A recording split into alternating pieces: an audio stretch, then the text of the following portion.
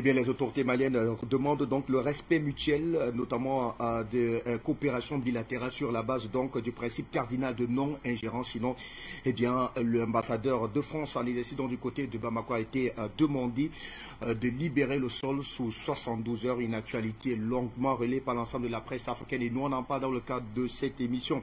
Avec nous, donc, pour en parler dans le cadre de cette édition, M. Simo qui est avec moi en plateau. Bienvenue, bonsoir. Bonsoir, M. Ndou, et merci de m'avoir invité sur ce plateau pour cette émission extrêmement importante pour le continent, parce que nous sentons que l'Afrique est en train de bouger, et je suis très très heureux d'être parmi les panélistes qui ont contribué à ce mouvement panafricain dans le monde entier. Et avec votre permission, je voudrais un coup de gueule. C'est vraiment pas un coup de gueule, c'est qu'il y a un très grand panéliste africain au Cameroun qui m'a appelé pour me parler d'un problème extrêmement important. C'est que depuis un certain temps, c'est M. Kourou, il est à Yoko, dans le BAM. Il m'a appelé pour me parler d'un problème que j'ai trouvé extrêmement important. Ce monsieur m'a dit que depuis un certain temps, dans les réseaux sociaux et même dans les chaînes de télévision, il y a une bataille, une insulte entre les Ivoiriens et les Camerounais. Et cette histoire, ça me fait très très mal, et à lui également. Et je pense que, d'après ce qu'il me dit, que si le président de la Fédération camerounaise de football prenait le temps d'aller en Côte d'Ivoire pour apaiser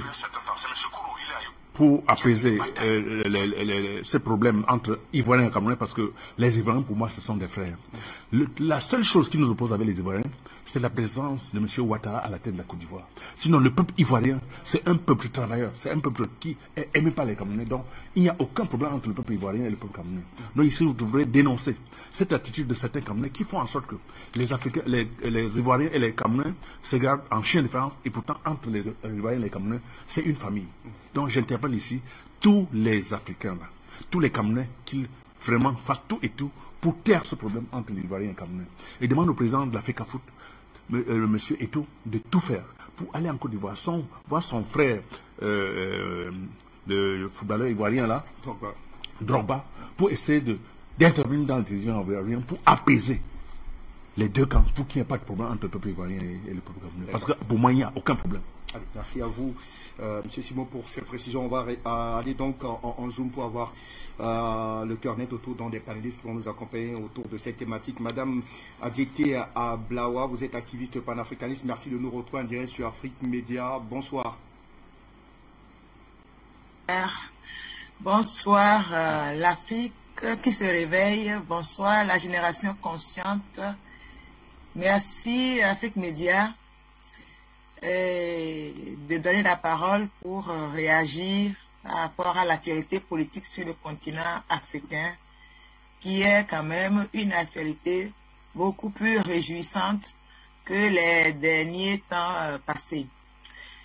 Je profite pour saluer mon frère Roland qui est de retour parmi nous, pour avoir été mis en prison par notre frère déchu du Burkina Faso.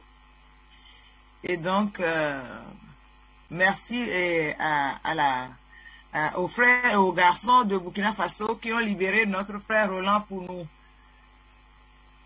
Merci aux panélistes présents, et puis allons-y dans le vif du sujet, si vous le souhaitez bien. Justement, rentrer dans le vif du sujet très certainement avec vous pour votre première réaction, d'abord avant que d'évoluer notamment autour de cet axe de réflexion, puisque vous êtes d'ailleurs activiste panafricaniste. Pour beaucoup de panafricains et panafricanistes, il s'agit là d'une victoire notamment de la diplomatie africaine. Avant que de rentrer dans le vif, Madame Adjete Ablawa, comment avez-vous apprécié notamment cet acte de souveraineté pris par les autorités de transition de Bamako? La réaction de mes frères du Mali n'est qu'une réaction de dignité. Ce n'est pas trop tôt. Il manquait sur le continent de vaillants Africains qui n'hésitent pas à exercer leur dignité et leur droit de réciprocité dans le respect. Il n'y a aucun peuple, aucune communauté humaine qui soit au-dessus d'une autre pour que certains se sentent dans une présomption de supériorité raciale pour imposer leur dictat, leur doxa et tout ce qu'ils veulent aux autres, en décidant même de légitimer qui doit être légitime dans son propre pays. Je ne cesserai de rappeler que nous naissons dans des endroits et nous sommes souverains en tant qu'âme, souverains en tant que personne humaine, et c'est nous seuls qui sommes qualifiés pour savoir si nos dirigeants sont légitimes ou ne le sont pas. L'arrogance raciale doit commencer par cesser. C'est le message que mes frères, valeureux guerriers du Mali, ont lancé à la face de l'univers pour rétablir l'humiliation qu'on a infligée aux Africains depuis tous ces siècles-là. Trop, c'est trop. Il faut commencer, non pas à demander aux gens de nous respecter, mais à poser les actes qui disent le respect. Et c'est ce que viennent de faire mes frères du Mali, les actes qui disent le respect.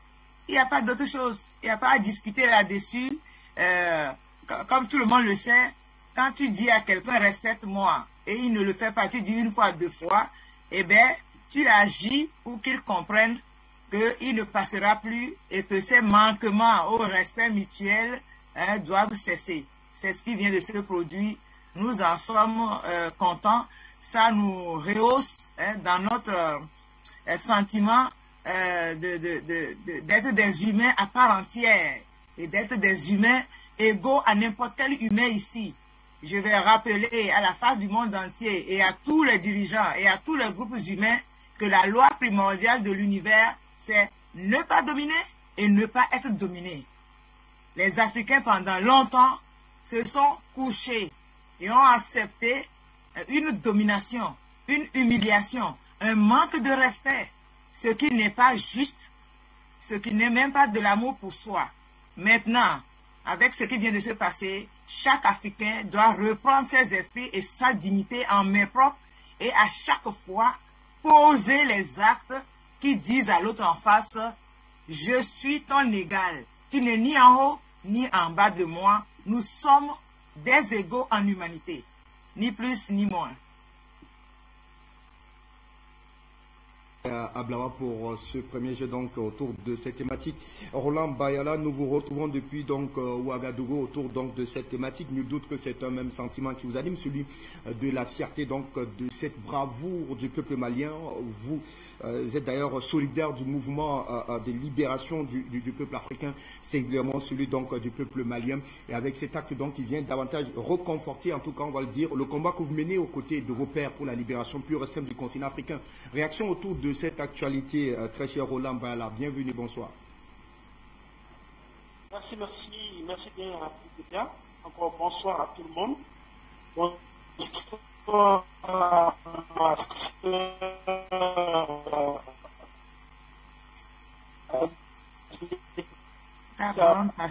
Soif. Après, on va revenir sur ce plateau. Monsieur Simou, on vous a en plateau. Et puis, on le disait, vous êtes d'ailleurs avant-gardiste par rapport à ce combat. Vous êtes l'une des rares personnes à avoir effectivement mené ce combat depuis la nuit des temps. Et aujourd'hui, on peut se réjouir désormais de ce rapport de force qui s'établit désormais sur le continent africain. On l'a dit tout à l'heure, on a su avec Mme Dété Ablama qui parlait qu'il fallait absolument rompre avec cette arrogance raciale telle qu'imposée notamment par la diplomatie française. Merci, monsieur. Je voudrais déjà saluer mes companélistes du Burkina et puis du Togo. Et d'ailleurs, dire vraiment, je suis très heureux d'avoir des millions de personnes comme ça avec qui on va échanger ce soir.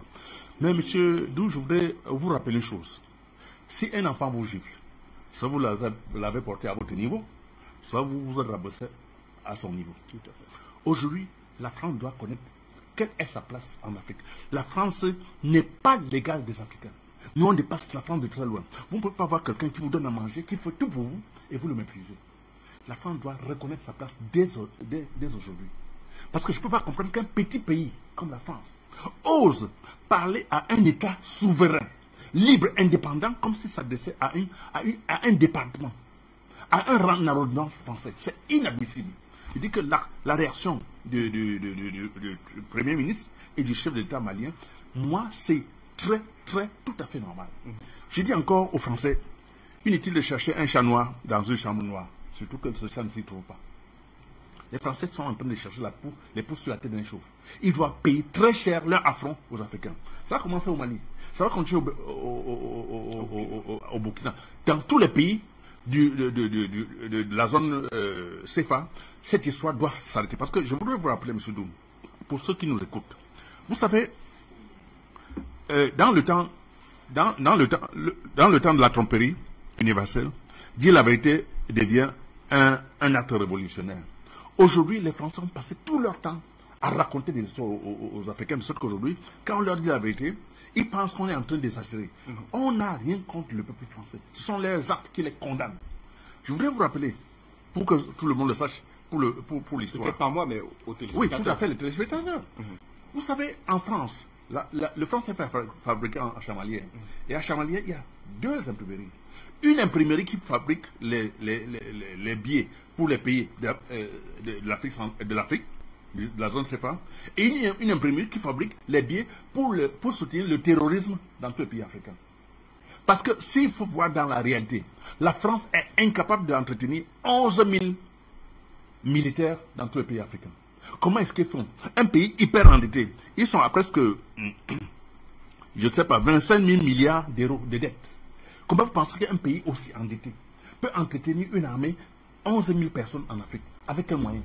Ils soutiennent le terrorisme pendant des années. Ils soutiennent les bases militaires en Afrique. Ils font comment pour avoir de l'argent? Et quand on leur dit de partir, vous êtes dans la maison de quelqu'un, on me dit, monsieur, si vous êtes venu nous aider, merci, vous nous avez aidé, ça suffit, rentrez chez vous. Ils veulent s'installer. Est-ce que vous êtes venu vraiment aider? Et ce qui est curieux, monsieur Doum, les voisins d'un pays où il y a incendie, les gens sont dans la maison avec quelqu'un qui prétend qu'il vient vous aider à éteindre l'incendie. Vous êtes dans la maison, vous ne réussissez pas à éteindre l'incendie. Le propriétaire de la maison appelle un voisin pour éteindre l'incendie. Vous dites, monsieur, on n'a pas besoin de quelqu'un qui vienne intervenir dans... Est-ce que vous êtes là pour éteindre l'incendie? Les Africains doivent se poser les vraies questions. La France a réussi à démontrer exactement quel était leur rôle en Afrique. Ils sont venus détruire l'Afrique, piller, violer, voler tout le patrimoine africain, et il est temps qu'on leur mette un terme à cette histoire. Donc, le franc CFA, la présence des bases militaires, les ambassades de la France, tout ce qui concerne la France en Afrique doivent être détruits complètement. Il faut boycotter les produits français. Tout boycotter, parce que au fur et à mesure qu'on leur donne l'argent, ils entretiennent le terrorisme en Afrique, et ils entretiennent tout ce qui va convenir à détruire l'Afrique, et on ne peut plus continuer à accepter ça, monsieur Dou. Ce n'est plus possible. De ce fait, il faudrait que les Africains sachent que les terroristes dans tous les pays africains n'ont jamais attaqué les intérêts français. Comment est-ce que vous pouvez m'expliquer que les terroristes savent que les bases militaires en Afrique sont venus les combattre? Ils ne s'attaquent jamais à leurs intérêts, mais aux civils africains. Et ces militaires qui ont leur base militaire dans ces pays n'interviennent même pas. On n'a jamais su quand est-ce qu'ils ont déjà tué soit les terroristes, soit les pourchassés. Mais chaque fois, il y a des tueries de civils et on apprend aucun militaire français n'est inquiété. C'est quand même curieux. Il faut qu'on se pose de vraies questions. Il est encore mettre un terme à ce partenariat avec la France, qui est un pays de merde, je suis désolé de le dire, qui rentre chez eux et qui se contente de ce qu'ils ont dans leur pays. D'accord. Madame Adjité, on va vous retourner. On ne sait pas si Roland est mieux positionné désormais pour prendre la direction d'Ouaga, mais on reste avec vous. Et on a vu notamment plusieurs sorties depuis hier de la classe politique française sur cette actualité assez particulière du côté du Mali. On a plus ou moins l'impression qu'elle digère mal, parlant de cette classe politique, notamment cette volonté malienne de rétablir notamment ce rapport de force. On a vu les sorties de Jean-Luc Mélenchon, Éric Zemmour et autres, Marine Le Pen, qui apprécient très mal cette position. Et pour beaucoup de cette classe politique qui faille formuler, il n'est guère question qu'après autant de sacrifices, entre guillemets, consentis pour le Sahel, qu'ils puissent recevoir pour eux, en tout cas, ce qu'ils qualifient comme un acte de mépris de la part des autorités maliennes. Réaction autour de cette sortie de la classe politique française, très chère ADT. Merci beaucoup, mon frère. C'est de bonne guerre. Hein? La classe politique française est en train d'apprendre aux Africains qui passent leur temps à montrer du dos de la main leur propre pays, que quand il y a attaque sur le pays, on se met en ordre de marche, on se serre les coudes et on défend son beefsteak. Hein? C'est ce qu'ils sont en train de faire, mais ce ne sont que des gesticulations. On parlerait même pas de mépris. Eux, ils vivent le fait qu'on demande à leur ambassadeur de rentrer comme un mépris. Mais ils ont oublié que le fait que leur ambassadeur soit un émissaire de déstabilisation d'un État souverain est un mépris. Et lorsque leur ministre des Affaires étrangères se permet de traiter un État souverain légitimé par son peuple comme des irresponsables, des illégitimes, c'est un véritable mépris à l'égard de tout un peuple. Donc, on est dans une politique du berger à la bergère et qui suscite chez eux un étonnement parce qu'ils sont habitués à mépriser les gens, hein, et que personne ne réagit. Donc, ils considèrent que le mépris est bon pour les autres, mais pas pour eux. Et lorsque on fait une réponse de réciprocité, et là, ils sont en train de se fendre, hein, de tous les noms d'oiseaux et de tout un programme qui n'est qu'un écran de fumée, parce qu'en réalité, rien de tout ça ne pourra s'appliquer. Mais comme on est dans dans un narratif un peu mensonger pour essayer de masquer la honte et de dire que nous n'avons pas été sur ce coup-là très malins, nous qui habituellement sommes très rusés. Nous n'avons pas été vite à enlever notre ambassadeur nous-mêmes avant que les autres ne le renvoient. Donc voilà, on a pris une balle dans les pieds, ça fait mal. Mais si c'est juste renvoyer l'ambassadeur, qui est un mépris, ce que les États-Unis leur ont fait avec les sous-marins, dans la vente en Australie, comment on va juger cela? Ce que les Indiens leur ont appliqué en condamnant M. Le Drian même pour corruption dans la vente des Rafales en Inde, en falsifiant, avec, comme d'habitude, toujours le bakshish glissé sous le manteau. Comment on va qualifier cela? Donc oui, je veux bien qu'ils essayent un peu de détailler leurs fausses sympathies pour se rassembler autour d'un président que eux tous détestent et qui sont en train de sourire dans leur chaumière en se disant il l'a bien cherché, il l'a bien trouvé. Mais bon, comme l'hypocrisie est la chose la mieux partagée en France, on fait semblant de dire au président, nous te soutenons parce que c'est la France qui est en danger, on ne peut pas accepter le mépris. Bon, c'est comme des enfants qui pleurnichent après avoir cassé leur jouet et qui se disent finalement c'était pas si mauvais ce jouet. On va pas trop s'éterniser là-dessus. Les mesures qui sont préconisées sont aussi fallacieuses. Quand j'entends M. Zemmour dire on va expulser les Maliens sans papier, oulala, les Afghans, les Syriens sont plus nombreux que les Maliens sans papier. Deuxième chose, dès qu'ils vont toucher aux Maliens sans papier, les Maliens avec papier aussi pourront rentrer tranquillement et laisser leurs hôtels, leurs villes, leurs jardins, leurs vieilles mères dans le caca. Bon, donc, s'ils veulent continuer dans l'escalade de la juste oratoire, dans des propos disproportionnés, ce n'est pas de la diplomatie, ça. Et c'est là que tu vois encore l'amateurisme de ce quinquennat. On a affaire à des gens qui me font chaque jour penser qu'ils n'ont plus de culture politique dans ce pays. Ils ne savent plus ce que c'est que la diplomatie. Ils ne savent plus ce que c'est que le langage diplomatique, et les actes diplomatiques. Et ils commencent par se comporter comme, comment l'appelle-t-on, les femmes au grand marché de Douala ou de Lomé ou d'Accra. Les affaires entre États ne se traitent pas de cette façon-là. Il faut quand même raison garder avec nos amis français, nos parents français là, de se dire que non, on est allé trop loin. Dans le langage, on a eu des propos disproportionnés, qui n'étaient pas bien placés. Ils n'ont aucune leçon à tirer de l'épisode avec l'Algérie pour aller demander des excuses aux Algériens maintenant sur la rente mémorielle. Non? Quand même, on a affaire à une bande de pieds nickelés ou de bras cassés qui gère la France depuis 5 ans. Franchement. Donc oui, ils peuvent s'aligner pour dire mépris, mais bon, allez, nous on va prendre ça avec beaucoup de distance, beaucoup de sagesse, beaucoup de tempérance pour les laisser faire leur masturbation intellectuelle et montrer qu'ils ont quelque chose à dire, alors qu'en réalité ils n'en pensent pas moins. Alors est-ce que nous avons Roland Bayala du côté du Burkina Faso? Avant peut-être d'avoir des précisions sur sa position. Monsieur Simon, on revient à vous, parce que ce qu'a dit d'ailleurs Mme Adjeti à Blawa tout à l'heure est très fondamental. On a vu véritablement la brouille qu'il y a eu entre les autorités françaises avec notamment le ministre algérien des Affaires étrangères sur cette question de la rente mémorielle. On se serait attendu notamment qu'on puisse tirer les leçons notamment de ces ratés diplomatiques, mais que non. Oui, je suis là.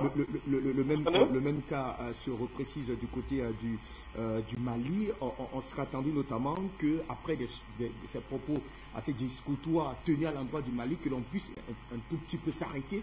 Mais les récentes sorties de la technique nous a permis d'avoir quelques images là de la classe politique française, nous laisse croire notamment que c'est ça, c'est l'expression même de la politique française, une politique assez arrogante quand même. Disons en réalité, ce qui a attiré plus mon attention dans ces interventions, c'est la solidarité de tous les intervenants.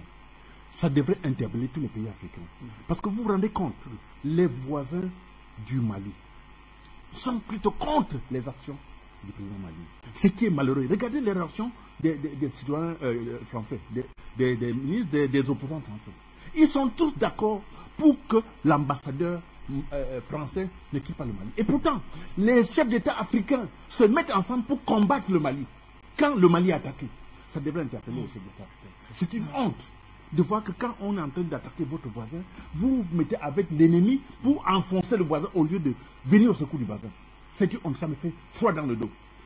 Ça devrait faire en sorte que les Africains se posent des vraies questions. Qu'est-ce que nous sommes en train de poser comme acte? C'est pour la solidarité africaine, c'est pour la vie. Quand j'entends parler de CEDEAO et de l'UEMOA, je suis tellement énervé que je me rends compte que ce sont des structures aux mains des Occidentaux pour nous avilir. Ce n'est pas pour nous aider. Donc, les déclarations de ces gens qui soutiennent. Jean-Luc Mélenchon, d'ailleurs, on peut avoir une image avant que les sacrifices et nos morts au Mali n'aient été rendus vains, avant que la déchirure soit complète. Il est temps pour la France de revenir au réel et de vider l'abcès avec le pouvoir malien actuel et que l'Assemblée nationale soit saisie et décide d'un plan d'action. Est-ce qu'il croire qu'on devrait s'attendre à la réciprocité? Pas certainement. Monsieur Doun, à quoi servent ces ambassades au Mali depuis des années? Qu'on me dise, quel est le bilan de la présence française au Mali après 60 ans? Qu'on me dise. Le bilan, c'est quoi? Je voudrais vous rappeler, sur le plan historique, de 1914 à 1918, il y a 11 402 Africains tués, Sénégalais simplement. Je dis 11 402 Sénégalais tués. Or, on ne nous donne pas le bilan des Africains tués au Mali, des Africains tués au Burkina. Or, ils sont là à gesticuler parce qu'on leur demande de rentrer chez eux. Entre les morts, si vous prétendez qu'il y a eu des morts au Mali, vous foutiez quoi au Mali pour mourir? Vous êtes en train de piller, violer le sous-sol malien, et quand vous dites rentrer, vous faites le scandale, on dit à votre ambassadeur de rentrer. Demandez donc à l'ambassadeur malien de rentrer aussi au Mali. Où est le problème? Pour moi, ça ne pose aucun problème. Parce que leur présence en Afrique est des plus inutiles. Le bilan est nul. Donc pour moi, qu'ils soient là ou pas, ils n'apportent rien. Au contraire, c'est la misère.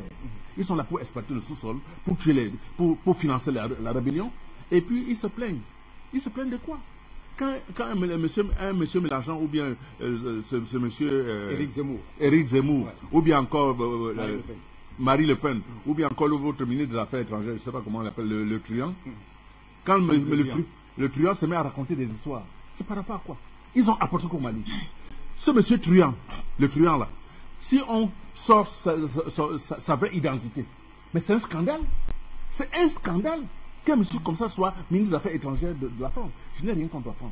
Mais la réalité est là. Regardez avec quel condescendant il parle à un chef d'État, à un ministre des Affaires étrangères d'un pays indépendant. Est-ce que c'est normal? D'un pays souverain. Est-ce qu'un chef d'État africain peut parler comme ça à un ministre français? Est-ce que la réciprocité est possible? Il dit non, il ne faudrait pas que les gens exagèrent. Je disais encore tantôt que si un enfant te gifle, ça veut dire toi, si tu t'es baissé à son niveau, soit tu l'as porté à ton niveau. L'Afrique s'est trop rabaissée au niveau de la France. Et si on reçoit des coups, on doit s'en prendre à nous-mêmes. Parce que là, on n'avait rien à foutre avec un petit pays qu'on appelle la France. Tout à fait.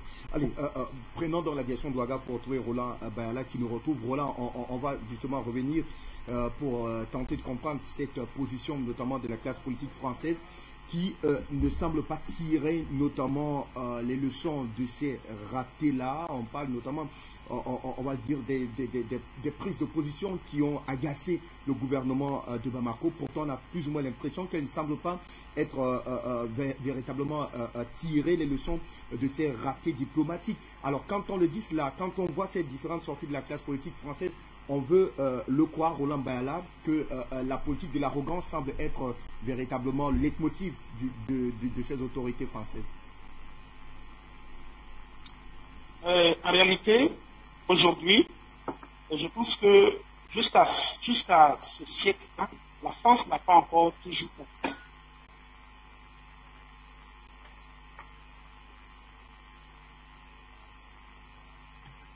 compris. En face d'elle, l'actualité. Allez, des soucis pour rejoindre notre ami Roland Bayala dans le cadre de ce débat. On revient à vous, Madame Adjeté Ablawa, après qu'on ouvrira le standard pour le premier tour, notamment pour avoir les réactions de ces nombreux Africains autour donc, de cette grosse thématique. Et oui, on évoque donc notamment cette victoire du panafricanisme. Est-ce qu'à votre niveau, vous qui êtes activiste panafricaniste, on peut avoir notamment les prémices, notamment de cette victoire-là qui semble désormais se consolider jour après jour. On voit beaucoup de panafricanistes qui se reconnaissent et s'identifient désormais à cette démarche mise en place depuis l'arrivée notamment d'Assimi Goïta et une diplomatie assez lucide quand même qui donne matière à apprécier notamment sur la scène continentale et même internationale. Le panafricanisme, un mouvement qui appelle au patriotisme des Africains. Mais pour pouvoir exercer ce patriotisme-là, il faut arriver à être au niveau où se trouve Assimi Goïta, les 5 colonels et leur ministre des Affaires étrangères, c'est-à-dire exercer le pouvoir politique. Alors, le panafricanisme qui consiste à se lamenter, à s'indigner, et à s'arrêter là, ne peut pas amener la politique française à rectifier ou à infléchir son arrogance. Aujourd'hui, ce dont nous sommes fiers tous, c'est un acte qui est posé. Ce n'est pas une réclamation, ce n'est pas une indignation, c'est un acte fort qui est posé. Mais parce qu'ils sont à la place où ils sont pour pouvoir poser cet acte-là. Ce qui veut dire, tous ceux qui se disent panafricains et qui sont contents aujourd'hui doivent tirer une leçon. Il faut conquérir le pouvoir pour être à même niveau et faire triompher la vérité, comme le dit très bien Cheikh Anta Diop, à diplôme égal, à statut égal, armez-vous de science et de connaissances jusqu'aux dents et la vérité triomphe. Aujourd'hui, c'est la vérité du respect mutuel qui est en train de triompher. Et ce n'est pas le panafricanisme des lamentations, des indignations, des pleurnicheries, et puis de la victimisation, de l'indigénisme qui court à Paris en pleurnissant pour qu'on puisse les aider. Ce n'est pas ça. Non, non.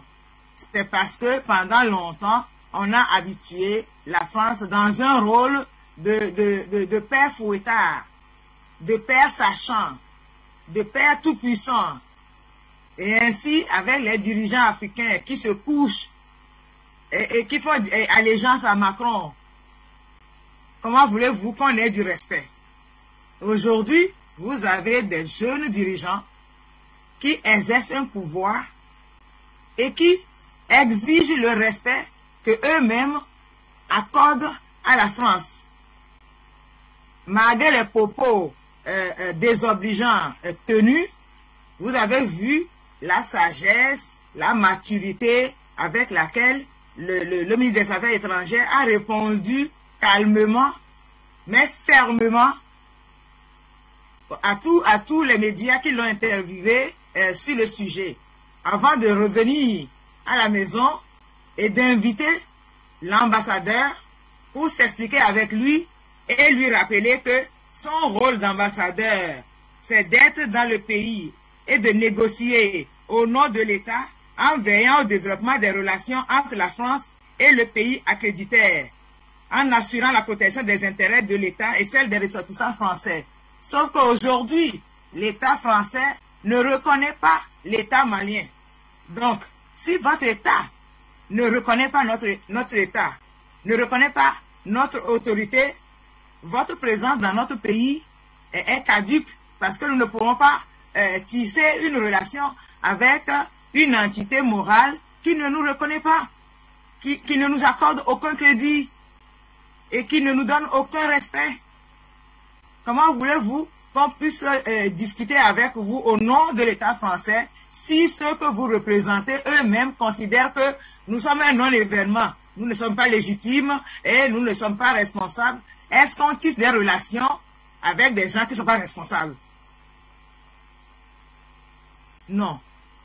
Donc aujourd'hui, la victoire du panafricanisme, c'est le soutien continental aux autorités maliennes, à la transition malienne, au mouvement révolutionnaire malien. Mais ce que les panafricains doivent tirer, ce n'est pas seulement le Mali. Une seule hirondelle ne fait pas le printemps et un seul bois, un seul arbre ne fait pas la forêt. Donc c'est un mouvement qui doit aller dans le sens de la conquête du pouvoir un peu partout. Tous les panafricains qui veulent le respect de la part de la France doivent se donner les moyens d'arriver à la table des États et pouvoir donc imposer leur respect. Voilà ce que je peux dire à l'égard de nos frères panafricains qui veulent exercer le pouvoir. Ils n'ont qu'à savoir qu'il faut conquérir le pouvoir. Et ce n'est pas dans les indignations, ce n'est pas dans les manifestations. C'est véritablement un travail d'arrache-pied. Ce n'est pas dans les vœux pieux. C'est un travail d'arrache-pied. C'est de se donner le courage. C'est d'aller jusqu'au sacrifice et de dire, là, nous sommes des garçons. Nous reprenons les choses en main et nous allons pouvoir regarder droit dans les yeux les dirigeants de n'importe quel pays et discuter avec lui d'égal à égal. Nous sommes un État souverain, vous êtes un État souverain. Nous vous respectons, vous nous respectez. Voilà en ce qui concerne les panafricains dans cette victoire qui nous fait plaisir, mais qui doit nous enseigner beaucoup de choses. Allez, on tire donc rapidement cet enseignement-là dans cette intervention, Madame Adjete Ablawa. Eh bien, cette victoire repose fondamentalement autour du triptyque peuple, pouvoir et classe politique. Il faudra donc l'exercer, l'avoir pour pouvoir notamment y arriver. Avant que de revenir, monsieur, pour cette seconde partie, et toujours autour de cette thématique, on va écouter religieusement ces Africains qui souhaitent exprimer autour de cette actualité. Au téléphone, bonsoir, bienvenue. Ok. Bonsoir monsieur, bonsoir monsieur. Je suis monsieur Salomani, je félicite Afrique Média pour tout ce qui fait comme bonne information, l'information publique en temps réel. Cette action diplomatique du Mali est une fierté pour tout le continent, pour tous les Africains. C'est une bonne première. Les gens n'ont jamais cru qu'il était possible qu'un diplomate français soit expulsé, parce que les Français ont cru que le territoire africain c'est leur but et ils ont formé. Je ne suis pas étonné de leur réaction, de la réaction des hommes politiques, puisque l'arrogance de la nation française. Manquer de souplesse dans la parole, c'est français. Trahir, c'est français. Je vous rappelle l'histoire de Jeanne d'Arc, qui est une Française qui a sauvé la France, mais la France a pris Jeanne d'Arc pour la remettre aux Anglais qui l'ont brûlé vide sur un marché français. Une personne, une nation qui a trahi son propre fils. Je vous rappelle également les deux Français tués au nord du Mali, les deux journalistes. jusque-là, il y a des secrets d'État. Là, qui était au nord de l'extérieur de l'armée française, ont accepté leur profit. Donc, l'arrogance, la trahison, c'est-à-dire le mauvais comportement, c'est synonyme de français. Donc, la réaction des hommes politiques face à cette action ne m'étonne pas du tout. Parce que c'est dans leur chromosome, c'est dans leur sang, ils ne peuvent pas changer. Surtout face à l'Afrique, où ils pensent que nous sommes esclaves. Maintenant, je crois que c'est fini. Je viens d'apprendre une bonne nouvelle. Reste à confirmer que Guinée-Bissau est le président de l'État. Alors, le virus est en train de partir, c'est un bon virus. Donc, c'est ça, pour le chapeau à votre chaîne. Franchement, vous êtes en train de la bonne information et vous êtes avec des produits qui sont excellents dans l'analyse des sujets. Surtout madame qui vient de dire une chose aussi. Il faut vraiment qu'il y ait un ensemble, qu'il y ait un bloc africain de constituer pour vraiment que cela puisse continuer sans faire de temps bon chemin. Mais aujourd'hui, nous sommes avec nos autorités, nous les encourageons. Bravo, M. Bravo à tous les Goïtam, bravo à la chaîne africaine.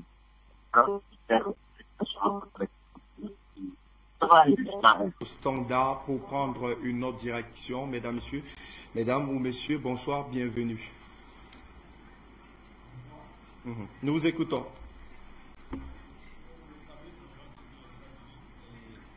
Même si nous n'arrivons pas à terminer nos idées, nous sommes toujours de cœur avec vous. Et Simon soit salué, AJP Ablawa soit salué aussi, et tous ceux qui étaient là, soyez salués. Et les techniciens, soyez tous honorés de nos salutations. Alors, et Fabrice, vous voyez ce qui se passe, comme les gens l'ont dit, vos invités, puis les appelants, l'arrogance de la France est toujours exposée aujourd'hui, clairement, et nous le savons. Et ils oublient, on l'a déjà dit, ils oublient que les Africains ont sacrifié leur vie pour eux. Ils oublient, et c'est comme ça qu'ils sont, parce qu'ils ne nous considèrent pas comme des hommes. Ils oublient qu'eux-mêmes, ils sacrifient leurs soldats sur le terrain de guerre. Regardez ce qui s'est passé en Côte d'Ivoire. Mais ils ont ce jugement-là dans leur juridiction là-bas. Ils ne peuvent encore finir. Et ils veulent maintenant vanter ces 53-là pour dire que c'est à cause de ça qu'on expulse, alors que c'est eux qui créent les djihadis, c'est eux qui les forment. C'est un peu de secret, non? On le sait. Alors, Fabrice, le problème c'est quoi? C'est qu'il faut qu'aujourd'hui la dignité humaine, surtout de la race noire, doit être restaurée. Parce que vous voyez, avec ce geste du Mali, vous voyez l'enthousiasme qui anime presque nous tous sur la terre, les noirs sur la terre, parce que notre dignité a été bafouée très longtemps, depuis longtemps, jusqu'à aujourd'hui. Malgré que Obama soit arrivé à la Maison Blanche dans notre pays ici, ça n'a rien changé. La dignité de la race noire est toujours bafouée. On est humilié sous diverses formes. Alors, si ce geste-là se passe, ouais, ça réjouit les cœurs. On se retrouve en tant qu'humain. C'est ce qui fait qu'il y a la joie partout. C'est pas question de... Non. Et nous voulons encourager nos dirigeants aujourd'hui qui ont le pouvoir, l'autorité. Vous voyez, l'autorité est divine. Qui ont l'autorité en main de tout faire pour restaurer la dignité humaine, la dignité de la race noire, surtout de la population africaine. Le respect est le vrai droit humain. Parce qu'ils ne nous considèrent pas comme des humains, on n'a pas de droit devant eux. C'est ça la réalité. Mais vous voyez, depuis ce qui se passe aujourd'hui, on ne va pas dire beaucoup, mais Dieu, il existe, il doit achever ce qu'il a commencé. Et les Français n'ont rien vu. Je vous dis, les Français n'ont rien vu. Ils ne vont pas continuer dans leur arrogance. Ils seront plus humiliés. Que Dieu bénisse. Nous restons au standard. Bonsoir, bienvenue. Nous vous écoutons, bienvenue, bonsoir. Allô? Oui, bonsoir, monsieur Fabrice Sidon. C'est monsieur Abou depuis l'Angleterre. Je suis tellement content de vous revoir ce soir. Je salue tous vos invités et les techniciens, les PDG que j'adore et tous les appelants qui sont sur la plateforme Telegram d'Afrique Média. Une fois que j'ai vu cela, vous savez, Fabrice Sidon, quand j'étais arrivé ici en Europe, mon premier ami anglais me disait que Hitler était un ange que Dieu avait envoyé pour éliminer le Satan qui est la France de la planète Terre. Et en ce moment, parce que étant un chrétien catholique, je me suis emporté contre lui. Mais aujourd'hui, avec les agissements de la France, je réalise que c'était mon ami là qui avait raison. La France est le Satan. Je veux dire, les gouverneurs français sont des satans. Parce que Dieu, comment comprendre que cette France, que tout le monde s'est mis ensemble pour la délivrer de l'occupation allemande, elle-là même qui devait en principe ne même pas mettre de visa entre elle et le Mali. Parce que ce que le doyen Simon appelé Sénégalais, c'était tous des Africains. Il y avait des Maliens, il y avait des Camerounais, il y avait des Ivoiriens. C'était toute l'Afrique, mais leur point de départ était le Sénégal. Donc on les appelait tirailleurs sénégalais. Mais en clair, c'était une légion africaine, composée de tous les Africains. Donc, en principe, cette France-là, en guise de reconnaissance, si elle était normale, si elle n'était pas psychopathe comme elle est actuellement, elle ne devait même pas mettre de barrière entre elle et les Africains parce que les Africains payent de leur sang. Et il n'y a pas plus cher que le sang. Le sang, c'est la vie. Mais Dieu, c'est elle-là, aujourd'hui, qui traite les Africains avec un mépris, un racisme chronique. Parce que il faut dire le mot comme M. Toi.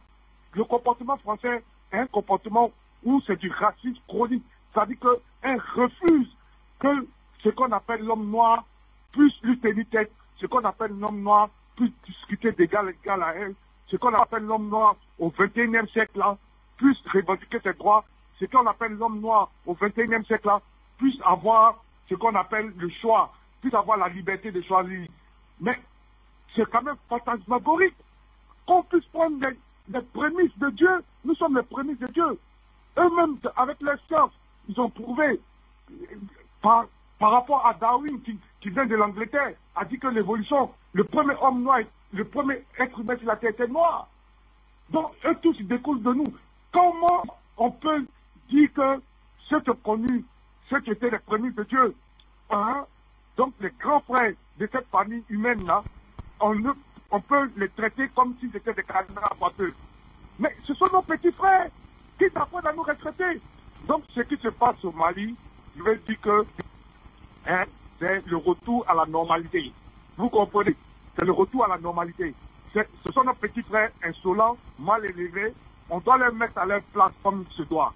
Et ce qui se passe au Mali, c'est ça, la restauration du divin lui-même, du Père. Le Père maintenant s'est élevé, il est fatigué, il a été maintenant indigné de l'insolence des petits frères, des derniers-nés, qui maltraitent le grand frère, son premier, son fils aîné, et maintenant il veut restaurer l'ordre.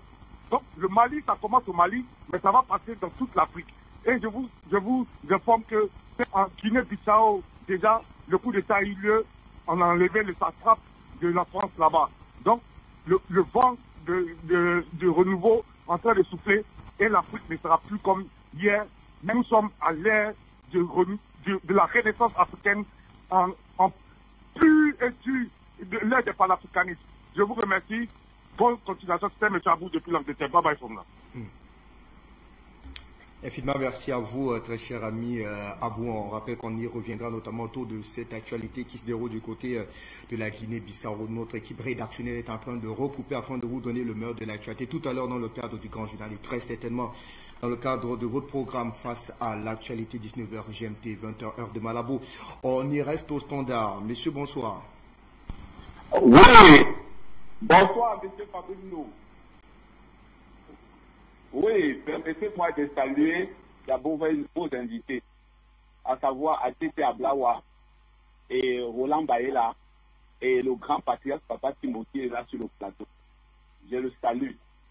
Et alors, merci, ils ont déjà vraiment expliqué et ils ont bien décrypté ce qui va avec la France. Alors, il faut comprendre qu'il y a un moment donné, la France, les autorités françaises, les dirigeants français parlaient de la France insoumise. Ils disaient de la France insoumise. Pour moi, à un moment donné, ils adressaient ce moquerie-là aux Français.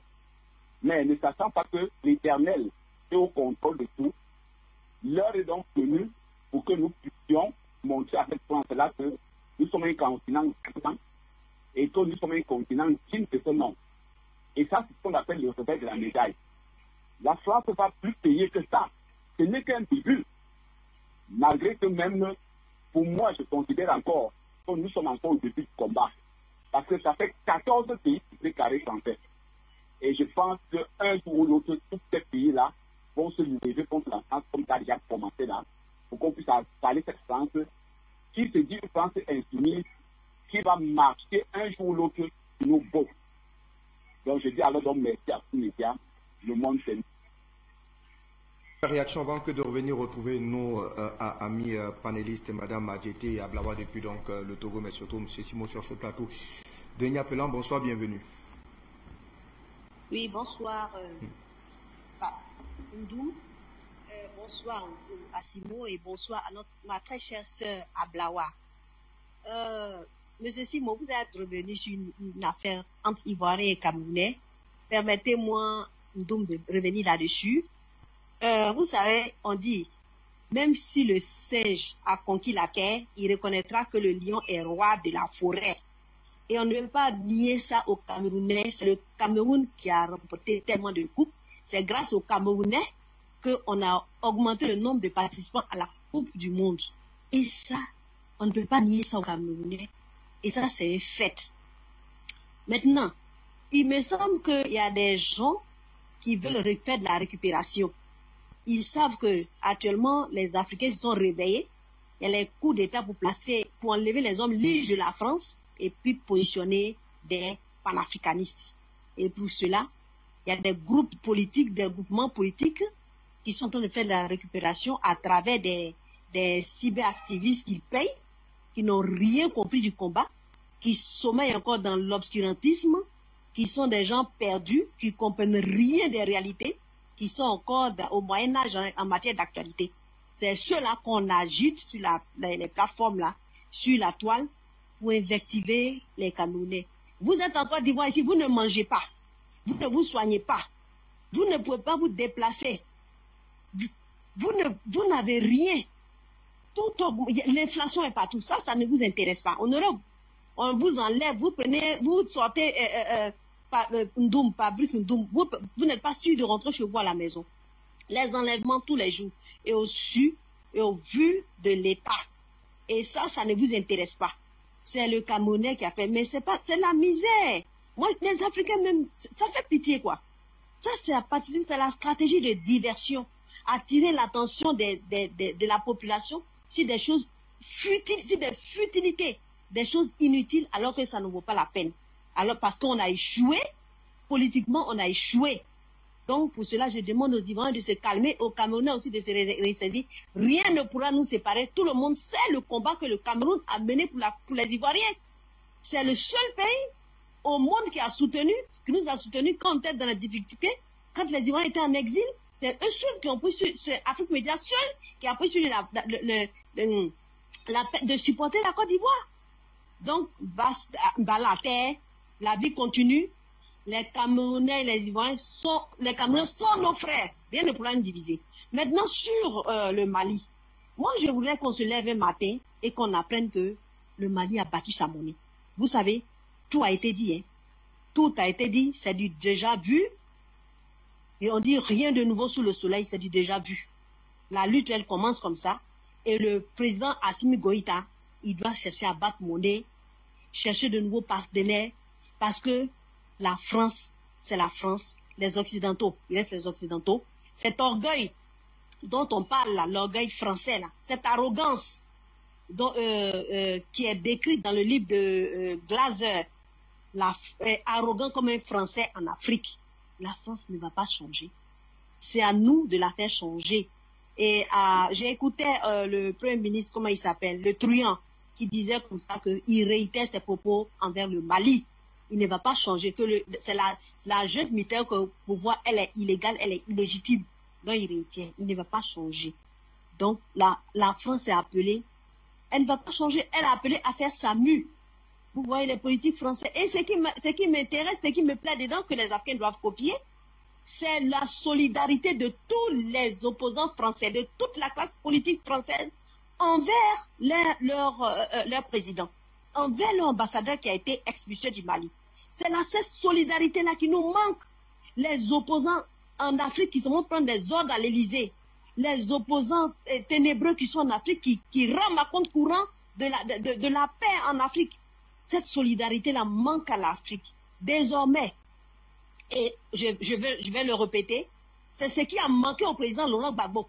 C'est ce qui nous a manqué, cette solidarité-là. Quand un pays africain est en difficulté, il faut le soutenir. Et c'est ce que les Ivoiriens font avec le Mali. C'est ce que les Ivoiriens se montrent solidaires du Burkina. Les Ivoiriens se montrent solidaires du Mali et vont se montrer solidaires des autres pays attaqués. Et c'est ce qui nous avait manqué. Désormais, il faut que ça serve de leçon à tous les Africains parce que la roue tourne. On ne peut pas se dire non, celui-là est attaqué, non, je ne réagis pas, ce n'est pas moi, ça ne m'intéresse pas. Demain, ce sera votre tour. Et aujourd'hui, hier, c'était le tour de la Côte d'Ivoire qui n'a pas reçu de soutien, qui a été bien sûr aidé par les pays voisins. Ses propres frères ont aidé la France à la combattre, la Côte d'Ivoire. Aujourd'hui, vous voyez, mais heureusement, la Côte d'Ivoire n'a pas cet esprit de vengeance. On ne va pas aider la France à détruire le Mali et à détruire le Burkina. Merci. Soutien au colonel Assimi Goïta. Comme le docteur Nicolas Agboui disait, 10 ans en économie, il ne faut pas perdre le temps. Il ne faut pas perdre du temps. Je vous remercie. Pour vos nombreuses contributions autour donc de cette thématique, Maître Monsieur Simo, Madame Adjeté et Ablawa, on l'a compris, en tout cas, ces nombreux Africains qui sont assez solidaires de ces actions menées du côté du Mali. Mais Madame Adjeté Ablawa, on peut davantage s'inquiéter de ce silence, sinon de ce manque de solidarité de toute la classe dite politique du côté du Mali. Je suis sûr qu'une sortie, pourtant, Dieu sait combien de formations politiques il en a du côté du Mali. Quand on, comparaison de temps par raison, on a jeté un regard tout à l'heure pour voir notamment cette solidarité, même si elle est assez ténébreuse, passez-moi l'expression, mais cette solidarité quand même, pas seulement de la classe politique française, mais aussi de celle de l'Europe. Il y a quand même matière à sonner véritablement de la trompette pour un éveil, un réveil, on va le dire, de ceux qui sont considérés comme bien la classe politique, peut-être pas dirigeante, mais la classe politique sur le continent africain, le cas notamment du Mali ce soir. Ok, on me fait savoir que ça sera peut-être pour une autre fois. Monsieur Simo, on vous relance notamment autour de cette problématique, puisque vous avez d'ailleurs vous avez effleuré d'ailleurs ce pan de l'actualité tout à l'heure, c'est ce silence peut-être aussi... ce silence en tout cas de la classe politique malienne qui jusqu'ici peut-être ne s'est pas désolidarisé, mais ne manque pas véritablement son attachement véritablement à ces actes de souveraineté posés ici par le gouvernement de transition. Non, en réalité, M. Doum, il n'est pas question de juger la solidarité malienne. Parce que si aujourd'hui, les 5 colonels maintiennent leur position, je pense qu'avec l'assistance de toute la population, même les partis politiques. Parce que s'il y avait une moindre revendication allant à l'encontre de la décision du chef d'État et du Premier ministre, je pense que tout le monde entier serait au courant. Vous savez bien combien la France s'est manœuvrée pour diviser, pour mieux régner. S'ils n'ont pas réussi jusqu'aujourd'hui à diviser le peuple malien, ça veut dire qu'il y a une solidarité quelque part. Je ne peux pas remettre à cause de cette solidarité. Pour la simple raison que, vous savez, dans la vie, quand on a vu ce qui s'est passé pendant des années, dans le pays africain du précaré français, et qu'on se rende compte de la résistance qu'oppose le gouvernement malien aujourd'hui, je me dis, beaucoup de choses ont changé. On ne peut que encourager ce gouvernement malien à tenir tête à ces voyous qui viennent foutre le bordel dans un pays comme le Mali. Et autour du Mali, je pense que, qu'on le veuille ou pas, les pays, les citoyens africains autour du Mali sont solidaires de la lutte menée par le peuple malien. Il n'y a pas de doute à remettre là-dessus parce qu'on a vu combien de fois le peuple burkinabé sont descendants dans la rue, le peuple nigérien, et aujourd'hui on apprend que la Guinée Bissau est tombée. Ça veut dire qu'il y a une certaine solidarité. Et c'est ici le lieu d'interpeller tous les pays du précaré français, de dénoncer tous les chefs d'État qui sont au service de la France, pour que si jamais ils continuent à servir la France, que les militaires prennent leur responsabilité. Il est temps qu'on s'engage sur cette voie. Il n'est plus question que la France vienne imposer ce qu'ils veulent faire, comme ce qu'ils veulent en Afrique. Je vais citer 3 pays particulièrement. Il y a d'abord le Togo, où tous les pays africains doivent savoir que, en réalité, tout se passe au Togo. Tous les coups sont préparés à partir du Togo, avant d'aller dans n'importe quel pays. Donc, il faudrait que les Togos se lèvent comme un seul homme pour dire non et non, on a plus de la France au Togo. Et à travers cela, également, la Côte d'Ivoire et le Sénégal. Ces 3 pays sont les pays où la France décide quand ils veulent et comme ils veulent. Il est encore mettre un terme à cette histoire. On va suivre, M. Simos, vous en avez convenance avec d'ailleurs l'appui de la technique, les réactions en tout cas des parlementaires français sur la situation au Mali. On écoute et certainement on revient pour sortir de ce programme. 53e soldat français mort pour la France au Mali.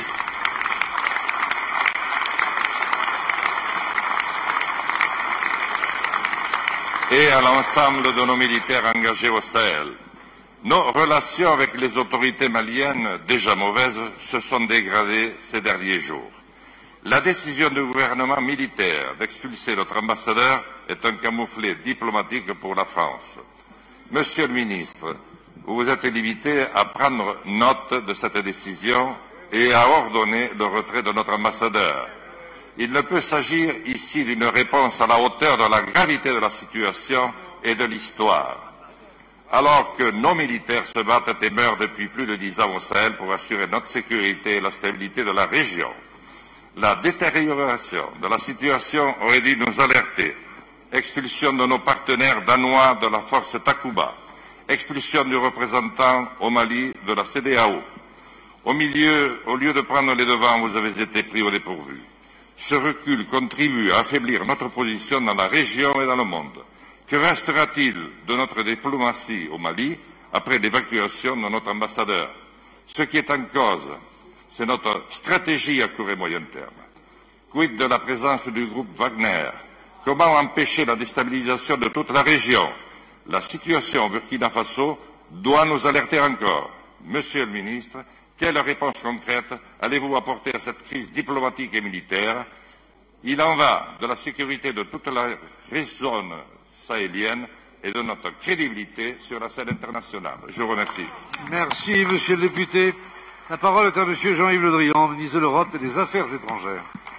Monsieur le député Jean Lassalle, j'étais ministre de la Défense quand la décision a été prise d'envoyer nos soldats pour aider à ce que le Mali garde son intégrité.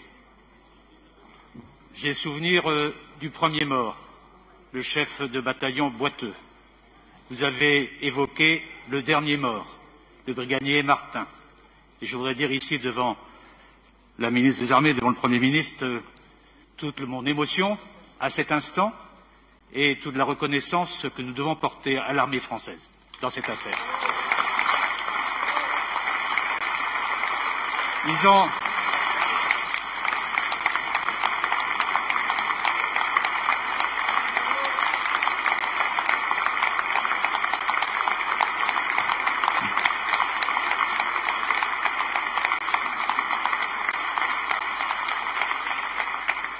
Il ne faudrait pas qu'un acte inopportun que vous avez évoqué vienne nous faire oublier ces combats-là qu'ils ont menés avec les forces du G5 Sahel et qu'ils continuent à mener aujourd'hui, puisqu'encore récemment, les forces françaises ont pu aboutir à la mise hors d'action de plusieurs dizaines de djihadistes. Le combat contre le terrorisme, monsieur le député Lassalle, se poursuivra et se poursuivra au Sahel. Il se poursuivra aussi avec l'accord des autres pays de la région et il se poursuivra aussi en soutien des pays du Golfe de Guinée qui aujourd'hui voient la porosité des groupes, des frontières permettent aux groupes terroristes de pénétrer dans le nord de ces territoires. Donc notre volonté est intacte et ce n'est pas un événement dû à l'irresponsabilité, je réitère mes mots, dû à l'illégitimité d'un gouvernement de coup d'État qui va nous faire enrayer notre lutte contre le terrorisme. Merci, monsieur le ministre. La parole est à Monsieur Michel Herbillon. Merci, Monsieur le Président. Ma question s'adresse au ministre de l'Europe et des Affaires étrangères. Monsieur le ministre, la tension entre l'Ukraine et la Russie ne cesse de monter. Désormais, ce sont près de 120 000 soldats russes qui sont positionnés le long de la frontière entre ces deux pays, avec suffisamment de matériel offensif et logistique pour assurer. Allez, ceci, on a donc suivi religieusement Jean-Yves Le Drian, donc qui s'est exprimé au Parlement français. Il y a quand même deux actes qui retiennent notre attention. D'abord, la condescendance vis-à-vis, en tout cas, de cet acte posé par le gouvernement malien. Il dit, je le cite, nous n'allons pas reculer parce que cet acte est un acte inopportun qui faisait d'ailleurs l'allégeance notamment au retrait, sinon à la décision, en tout cas, de limogeage de l'ambassadeur de France au Mali. Mais un second acte que nous avons d'ailleurs pu suivre, vous et moi, c'est qu'on a plus ou moins l'impression que c'est finalement la France qui décide du combat au Sahel en lieu et place, en tout cas, des peuples et des nations sous-mentionnées. Monsieur Dong, je suis scandalisé d'écouter un monsieur comme ça. Je me demande si le Mali est devenu un département français. Un monsieur qui va à l'Assemblée parler d'un pays souverain comme si c'était une région française. Mais on est où là? Mais avec condescendance, il se comporte comme si il décidait pour le Mali, pour le peuple africain. G5 Sahel, c'est qui? Leur bilan au Mali, c'est quoi? Depuis 60 ans. Ils ont fait quoi? Non, de toute façon, la récréation est à M. Mdoum. Donc, le drame, c'est que la France, c'est comme cette femme qui se rappelle tout ce qu'on ne lui a jamais donné, mais on oublie tout ce qu'elle a reçu depuis qu'elle est en mariage. Et c'est dommage. C'est dommage. Je dis que c'est malheureux. Nous avons ouvert des consultations. La France se comporte comme cette femme. Africains et avec nos amis européens pour voir quelles décisions nous allons devoir prendre pour continuer à combattre le terrorisme, parce que c'est notre seul objectif. Merci, Monsieur le Ministre. La parole est à Monsieur Jean-Paul Lecoq. Monsieur le Ministre, Guinée, Mali, Burkina Faso, les changements de régime dans le Sahel vous obligent à modifier radicalement votre politique dans la zone. Au Mali et au Burkina Faso, les coups d'État militaires semblent moins contestés que la présence française. Certains pensent même que la prise de pouvoir par les militaires est un gage de retour à la souveraineté. Entendez-le. Les sanctions de la CEDEAO contre le Mali ont été vécues comme ayant été pilotées par la France. Or, elles vont appauvrir les Maliens et les peuples aux alentours. Ça aussi, vous devez l'entendre. Le résultat de votre obstination, c'est que notre ambassadeur a été expulsé du Mali. Les peuples du Sahel veulent se libérer d'un lien de subordination avec la France. Est-il monétaire? Est-il économique ou militaire? Les communistes pensent que ce sont les trois à la fois. Il faut rebattre les cartes de la présence française au Sahel.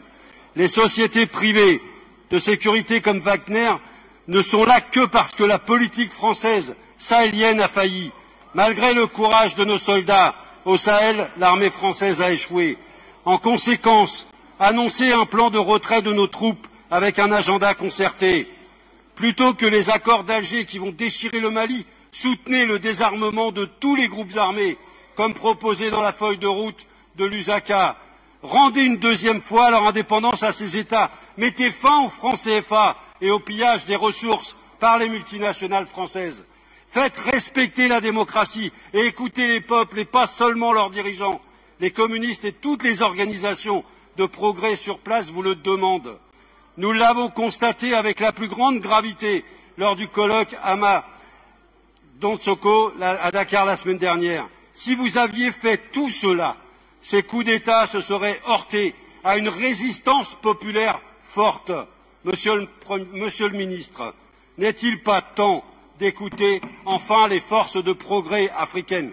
Merci, Monsieur le député. La parole est à Monsieur Jean-Yves Le Drian, ministre de l'Europe et des Affaires étrangères. Je suis surpris d'entendre Monsieur le député Lecoq, pour qui j'ai par ailleurs une grande estime, reprendre le verbatim du colonel Goïta.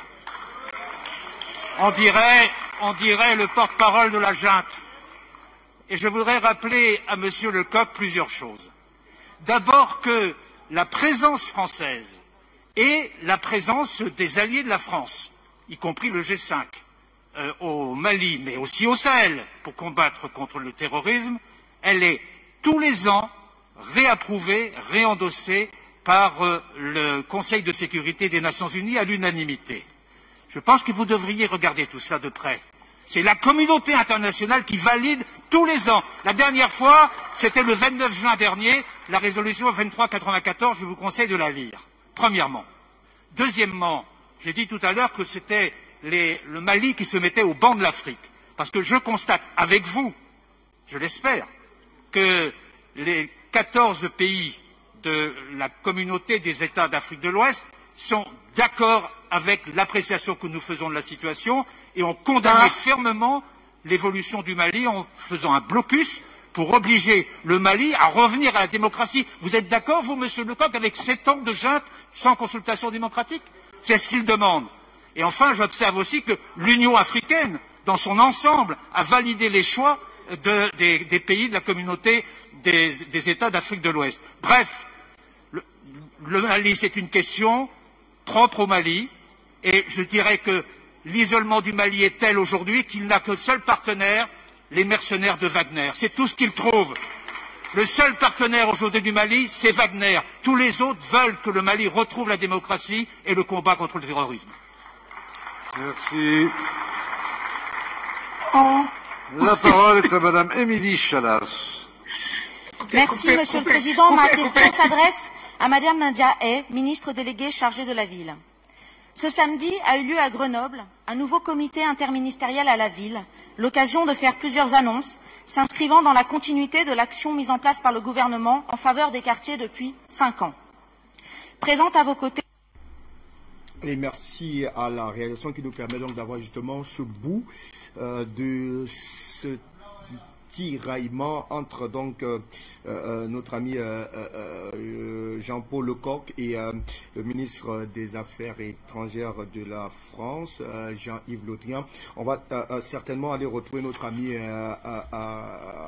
Madame justement Adjité Ablawa depuis donc le Togo. On a su tout à l'heure ces extraits qui nous font quand même comprendre qu'il y a certains des députés qui croient notamment, qui n'y croient pas à ce pseudo-combat de la France donc dans le Sahel. Jean-Paul Lecoq d'ailleurs qui a semblé recadrer Jean-Yves Le Drian et qui a déclaré, je cite, il est en train de reprendre le verbatim du colonel Assimi Goïta. Est-ce que lui, Jean-Yves Le Drian, veut continuer à flouer davantage toute l'Europe autour de ce pseudo-combat qu'il mènerait au Sahel au profit des peuples africains? Parfait. Il y a un adage qui dit très bien, si je traduis en français, on peut tromper, hein, on peut tromper quelques personnes tout le temps, on peut tromper l'ensemble du village un temps, mais on ne peut pas tromper tout le village et tout le temps. Ça, c'est typiquement africain. Et à mon avis, et ça, ce n'est pas breton. Ce que je suis en train de constater dans le verbatif ou bien le dogme de la lutte antiterroriste de M. Le Drian, c'est cela. M. Le Drian se part du manteau de M. Sauveur de l'Afrique et du G5 et est en train de vouloir mentir éhontément à son peuple, comme si on était en 1812 avec la Bérésina, hein, avant que les 20 000 morts et les 25 000 blessés ne reviennent à la maison pour que les Français comprennent que Napoléon n'a rien gagné en Russie. Bon, on ne va pas aller chercher très loin. Hein? Comme si on était en 1989 avec les nuages de Tchernobyl qui sont restés à la frontière de l'Allemagne et ne sont pas rentrés en France. Non mais, nous sommes au 21e siècle. Et vous pétez à Bombay, l'instant d'après, vous avez les têtes à Bamako et ça finit à Berlin pour atterrir sans visa à Paris. C'est dans ça qu'on est.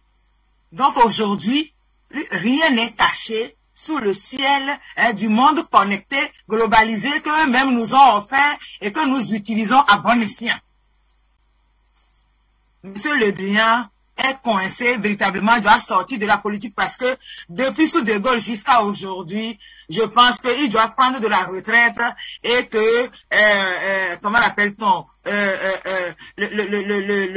Alzheimer a commencé à grimper et dans sa tête. Il est habité par son autre homologue que lui-même dans sa tête, dans son rêve de grand sauveur du Mali et des Africains. Continuer à mentir à la face du monde comme ça, sous prétexte que ces valets, ces sous-préfets qu'il a corrompus, avec, il a l'habitude, c'est un breton, je vous signale, la mafia bretonne a l'habitude de glisser les pots de banane sous les pattes des gens avant de les tomber. On a vu ce qu'ils ont fait avec M. Fillon aux élections passées pour glisser leur candidat, le soldat Macron, qui est venu les arroser en pillant la France. On l'a bien vu. Mais en Afrique, il faut qu'ils comprennent, je perds mon temps même qu'il ne va rien comprendre, que les chefs d'État sont illégitimes. Ceux qui sont à la CEDEAO, eux tous, de Ouattara, 3e mandat, anticonstitutionnel, de celui du Togo, 4e mandat, anticonstitutionnel, de celui du Ghana qui a bourré les urnes pour avoir son 2e mandat, jusqu'à celui qui vient de tomber après avoir reçu la visite de son autre frère du Togo la semaine dernière. Non mais, faut se calmer quand même. Ces politiciens français qui sont obsolètes et périmés. Allez dire que tous les régimes sont contre le Mali et qu'ils n'ont trouvé que Wagner. Oh bon Dieu. Bon Dieu de bon sang. Les mêmes communautés internationales, ce n'est pas eux qui les ont aidés à aller tuer Kadhafi? Alors, est-ce que la communauté internationale est validée par nous? Non. Les Africains ne valident aucune communauté internationale aujourd'hui, si ce n'est le club des pilleurs en bande organisée qui essaient de fabriquer des médias mensonges tout le temps pour fabriquer le consentement des gens. Mais là, nous sommes au 21e siècle. Et la fabrique du contentement a du plomb dans les ailes sur le continent africain. Donc, on n'applaudit plus Paris, on n'applaudit plus New York parce que New York a dit non, non, non, on a les photos, on a les caméras, et puis on parle anglais et français maintenant. Donc, on lit les documents et on peut traduire à nos parents. Et eux n'ont toujours pas compris que le jeu a changé. Donc, il peut toujours rester à Paris et essayer de tromper voilà, ses amis de la Macronie. De toutes les manières, c'est pas moi qui le dis, c'est déjà sorti. Toute la Macronie est une mafia en bande organisée qui a pris 5 ans avec le Drian et les autres amis pour piller la France. C'est là, c'est dans mon téléphone, c'est déjà partagé. Ce sont les mêmes politiciens français qui font, oui, c'est du mépris. C'est eux qui ont sorti le document. Toute la Macronie n'est qu'une mafia en bande organisée qui a fait un OPA, offre publique d'achat au plus offrant sur les patrimoines français depuis 5 ans. Alors, il y a quelque chose qui peut sortir de la bouche de quelqu'un qui va corrompre les gens en Inde pour vendre des rafales, et qui lui-même vend des rafales en Arabie Saoudite pour attaquer le Yémen depuis combien d'années maintenant? Alors, pourquoi ils veulent sauver le Mali coûte que coûte au lieu d'aller sauver le Yémen? On a dit que les Maliens sont plus importants que les Yéménites, là, les gens qui leur ressemblent beaucoup. Je pense que si on prend un Malien, un Yéménite et un Le Drian, à mon avis, il y a plus de parenté entre le Yéménite et le Drian que les Africains. Au nom de quoi ils laissent ces semblables pour venir sauver les lointains. N'est-ce pas que dans leur Bible falsifiée, c'est marqué « Aimez votre prochain », non? Alors, un Yéménite n'est pas plus prochain qu'un Africain. Un Africain, c'est un lointain, ce n'est pas un prochain. Merci à vous, Madame Adjete Ablawa. C'est très difficile de vous interrompre lorsque vous intervenez. Merci, on comprend véritablement votre courroux vis-à-vis donc de cette politique française qui n'a de cesse que de piller, de diviser et surtout de tuer sur le continent africain. M. Simon, on va sortir certainement avec une réaction de votre part autour de cette actualité-là, puisque nous célébrons davantage cette victoire du panafricanisme sur l'impérialisme français. Tout à fait, M. Doun. Ce qui m'amuse, c'est que quand j'entends M. Lejean parler de la démocratie, je me souviens que sont eux qui ont installé la démocratie en Libye et qu'il y a un coup d'État récent au Tchad. Donc le coup d'État au Tchad, ça n'existe pas. Il n'y a qu'au Mali. Non, c'est incroyable. Je dis que ce monsieur a un malaise, il est déconnecté complètement du monde. Il est temps qu'il prenne sa retraite, comme a dit Ablaou. C'est pas possible. On se dirait il est dans un bunker où il ne lit que sur les bulles, je ne sais pas. Qu'est-ce qui arrive à ce monsieur? Il n'est pas dans aucune réalité. Il raconte du n'importe quoi, ce monsieur. De toute façon, le peuple malien a le soutien de tous les panafricains du monde entier. Tout à fait. Le peuple africain, malien a le soutien de tous les Africains, d'où qu'ils soient. Aujourd'hui, on a besoin de se libérer totalement de ce petit pays qu'on appelle la France.